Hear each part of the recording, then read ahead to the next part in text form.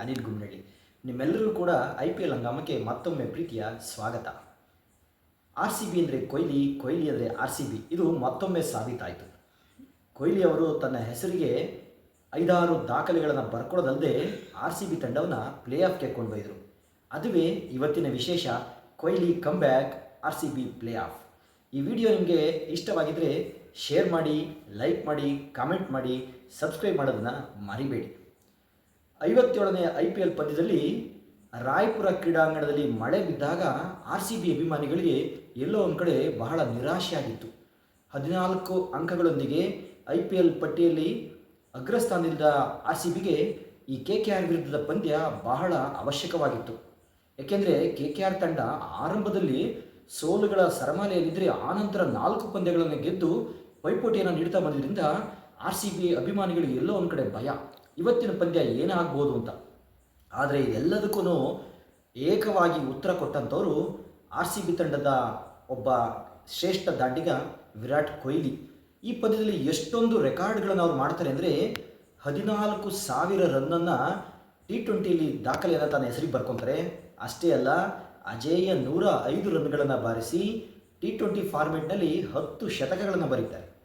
25 ಶತಕಗಳನ್ನು Chris Gayle ಮತ್ತು ಆನಂತರದ ಬಾಬರ್ ಅಜಾಮ್ ಬಿಟ್ಟರೆ ಮೂರನೆಯವರು ನಮ್ಮ ವಿರಾಟ್ ಕೊಹ್ಲಿ. ಅಷ್ಟಲ್ಲದೆ 409 ಪಂದ್ಯಗಳಲ್ಲಿ 14,000 ರನ್ಗಳನ್ನು ತನ್ನ ಹೆಸರಿಗೆ ಅವರು ದಾಖಲಿಸ್ಕೊಳ್ತಾರೆ. ರಾಯ್ಪುರದಲ್ಲಿ RCB ಮತ್ತು KKR ವಿರುದ್ಧ 57ನೇ ಪಂದ್ಯ ಆರಂಭದಲ್ಲಿ ಮಳೆಯಿಂದ ನಿಂತಾಗ RCB ಅಭಿಮಾನಿಗಳಿಗೆ ಬಹಳಷ್ಟು ನಿರಾಶೆಯಾಗಿತ್ತು. ಏಕೆಂದರೆ 14 ಅಂಕಗಳೊಂದಿಗೆ ಪಾಯಿಂಟ್ ಟೇಬಲ್ನಲ್ಲಿ ಅಗ್ರಸ್ಥಾನದಿಂದ RCBಗೆ ಈ ಪಂದ್ಯವನ್ನು ಗೆಲ್ಲಲೇಬೇಕಾದಂಥ ಅನಿವಾರ್ಯತೆ ಇತ್ತು. ಆದರೆ KKR ತಂಡ ಆರಂಭದಲ್ಲಿ ಸೋಲಿನ ಸುರಿಮಳೆಯನ್ನು ಗಳಿಸಿದರೂ ಕೂಡ ಆನಂತರ 4 ಗೆಲುವುಗಳು ಆ ತಂಡದ ಆತ್ಮವಿಶ್ವಾಸವನ್ನು ಇಮ್ಮಡಿಗೊಳಿಸಿತ್ತು. ಹಾಗಾಗಿ ಈ ಪಂದ್ಯದಲ್ಲಿ RCB ಆಟಗಾರರು ಬಹಳ ಎಚ್ಚರಿಕೆಯಿಂದ ಆಡಬೇಕಾದಂಥ ಒಂದು ಅನಿವಾರ್ಯತೆ ಇತ್ತು. ಇದೆಲ್ಲದಕ್ಕೂ ಉತ್ತರ ಕೊಟ್ಟಂಥವರು ಕಿಂಗ್ ಕೊಹ್ಲಿ. ಅಜೇಯ 105 ರನ್ಗಳನ್ನು ಬಾರಿಸೋದ್ರ ಮೂಲಕ ತಂಡಕ್ಕೆ ಗೆಲುವನ್ನು ತಂದುಕೊಟ್ಟರು.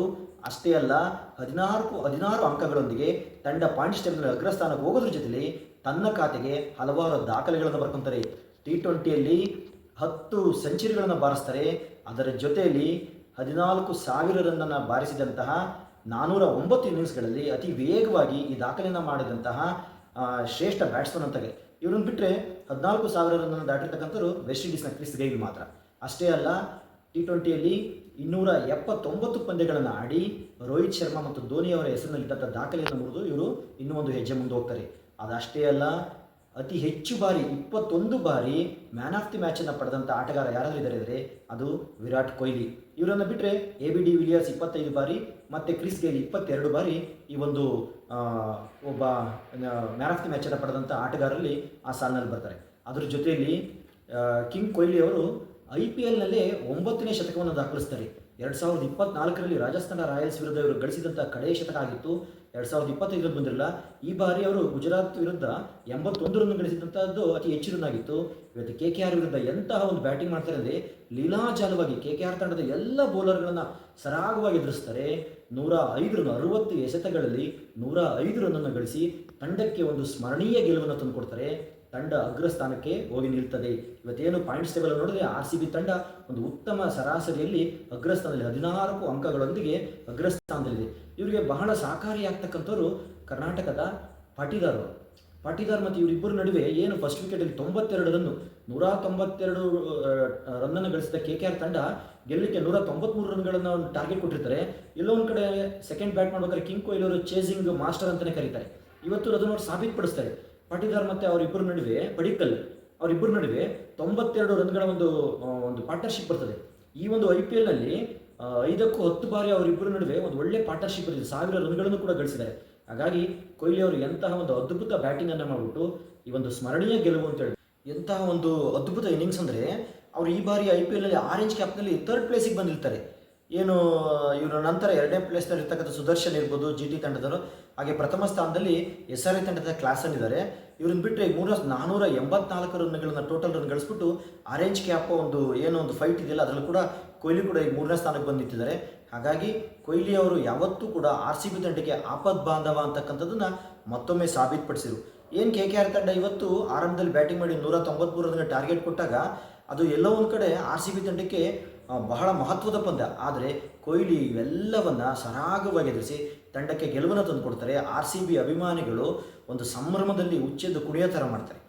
ಅದಷ್ಟೇ ಅಲ್ಲ, ನಾವು ಪರ್ಪಲ್ ಕ್ಯಾಪ್ ಹೋಲ್ಡರ್ ಆಗಿರ್ತಕ್ಕಂಥ ನಮ್ಮ ಆರ್ ಸಿ ಬಿ ತಂಡದ ಆಪದ್ ಬಾಂಧವ ಅಂದರೆ ಭುವಿ ಬಗ್ಗೆ ಹೇಳಲೇಬೇಕು. ಭುವನೇಶ್ವರ್ ಎಂತಹ ಒಂದು ಬೌಲಿಂಗ್ ಮಾಡ್ತಾ ಇದ್ದಾರೆ ಅಂದರೆ 22 ವಿಕೆಟ್ಗಳನ್ನು ಗಳಿಸಿ ಈ ಬಾರಿ ಪರ್ಪಲ್ ಕ್ಯಾಪ್ ಹೋಲ್ಡರ್ ಆಗಿದ್ದಾರೆ. ಅವರು 2016 ಮತ್ತು 17ರಲ್ಲಿ ಪರ್ಪಲ್ ಕ್ಯಾಪ್ ಹೋಲ್ಡರ್ ಆಗಿರ್ತಾರೆ. ಮತ್ತು ಈಗ 2026ರಲ್ಲಿ ಅವರಿಗೆ ಒಂದು ಪೈಪೋಟಿ ಇರ್ತಕ್ಕಂಥವ್ರು ಜಿ ಟಿ ತಂಡದ ರಬಡ, ಅವರು ಕೂಡ 21 ವಿಕೆಟ್ಗಳನ್ನು ಗಳಿಸಿದ್ದಾರೆ. ಆದರೆ ಭುವಿ ತನ್ನ ಕರಾರುವಕ್ಕಾದಂಥ ಒಂದು ಬೌಲಿಂಗಿಂದ ಅವರು ಎಷ್ಟು ಚೆನ್ನಾಗಿ ಬ್ಯಾಟ್ಸ್ಮನ್ಗಳಿಗೆ ದುಸ್ವಪ್ನವಾಗಿ ಕಾಡ್ತಾ ಇದ್ದಾರೆ. ಅದೆಲ್ಲದಕ್ಕಿಂತ ಮುಖ್ಯವಾಗಿ ಆರ್ ಸಿ ಬಿ ತಂಡಕ್ಕೆ ಮಹತ್ವದ ಗೆಲುವನ್ನು ತಂದುಕೊಡ್ತಾ ಇದ್ದಾರೆ.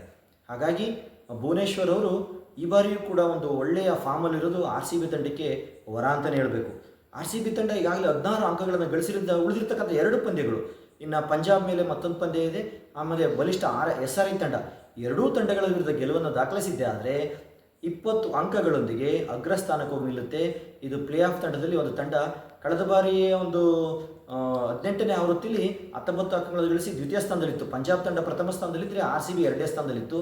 ಈ ಬಾರಿ ಹಾಲಿ ಚಾಂಪಿಯನ್ ಆರ್ ಸಿ ಬಿಗೆ ಎಂಥ ಒಂದು ಸುವರ್ಣ ಅವಕಾಶ ಇದೆ ಅಂದರೆ 18ನೇ ಆವೃತ್ತಿಯಲ್ಲಿ ಚೊಚ್ಚಲ ಕಪ್ಪನ್ನು ಗೆದ್ದಂಥ ಆರ್ ಸಿ ಬಿ ಮತ್ತೊಮ್ಮೆ ಕಪ್ಪನ್ನು ಗೆಲ್ಲೋದ್ರ ಜೊತೆಲಿ ತನ್ನ ಹಾಲಿ ಚಾಂಪಿಯನ್ ಈ ಬಾರಿ ಕೂಡ ಚಾಂಪಿಯನ್ ಅನ್ನೋದನ್ನು ಸಾಬೀತುಪಡಿಸಲಿಕ್ಕೆ ಒಂದು ಒಳ್ಳೆಯ ಅವಕಾಶ ಇದೆ.